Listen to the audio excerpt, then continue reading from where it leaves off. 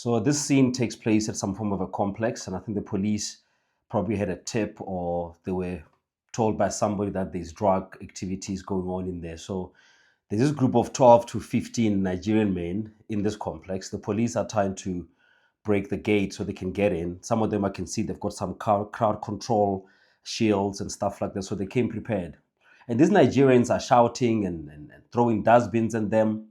And that picture did not shock me because what I was reading in that picture is the fact that the Nigerian guys are looking at the South African police service and are thinking, hey, I gave you a bribe last night. You took 1,000 rand from me last night, and now you want to come into my complex. You know I live here. You know what I do for a living. And now you want to come here and pretend like you come in to arrest me. I'm not going to let you do that. You work for me. You you are for sale. So if I paid you, you're supposed to do what I'm telling you to do. You cannot come here and start acting like the police. You work for me. So what the South African Police Services has done is they've put themselves in a situation where they are for sale. So if you are for sale, nobody's got respect for you, including the people that pay you. South Africans have been crying about crime for the longest time. We have a crime problem in this country, but we have the South African Police Service that refuses to reform itself, to go back to the issue of law enforcement. You're supposed to be enforcing the law, but instead, the South African Police Service, time and again, we find them working against the law. People in communities will tell you that the South African Police Service is seen at some of these tuck shops collecting money on a daily basis. South Africans see it. They're not crazy. They see it. But what the South African Police Service has put themselves as is a group of people who are working with criminal syndicates. And when they get disrespected, you want us to feel sorry for you? That group of Nigerian guys, whatever it is that you were going in there to look for, whether it's drugs or weapons, whatever crime that was going on in that complex, they already know you know about it because you were there last week giving one of them a bribe. So they've got no respect for you. Criminals have no respect for the South African Police Service because they work for the criminals. So if you just listen to the story of IDEC, the story of all these big position generals and how close they are with the criminal syndicates, you get to understand very quickly that the South African Police Service works for crime.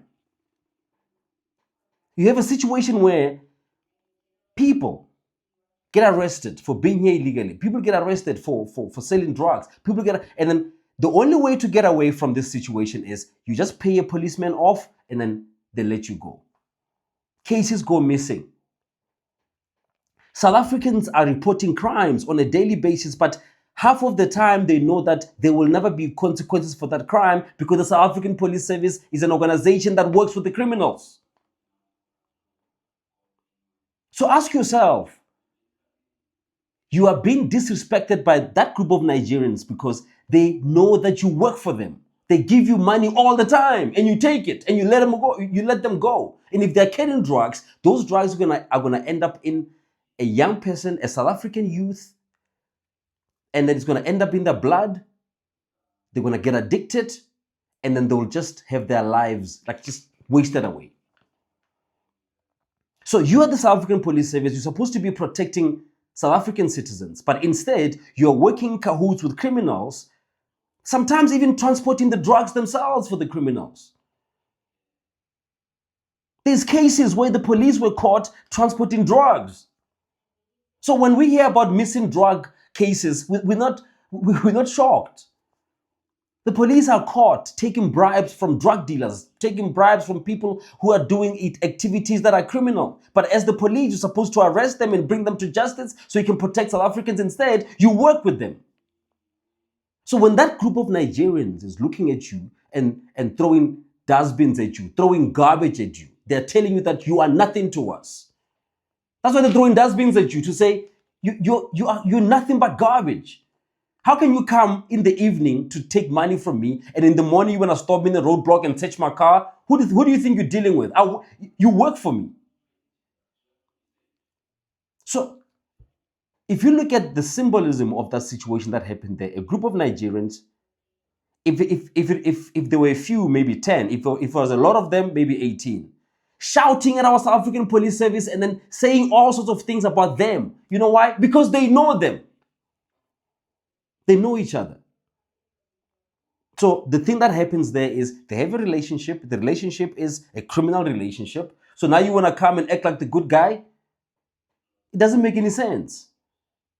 So law enforcement in this country is working together with criminals, exposing citizens of this country to all sorts of crime. Because any criminal knows by now that if you want to get away with crime, pay off a South African police service member. I don't care what department it is. So the South African police service, if you're wondering why nobody has respect for you, including those Nigerians there, is because you have made yourself for sale. You are cheap. Nobody respects anything cheap. So get your act together. Go back to your mandate, man. Your mandate says, I'm here to protect South Africans. Go back to your mandate. Whatever crime that you've been committing, just stop it. Go back to doing your job, understanding that you took an oath to protect the lives of South Africans. That's all we're asking you to do. And then maybe you can get some respect back from us.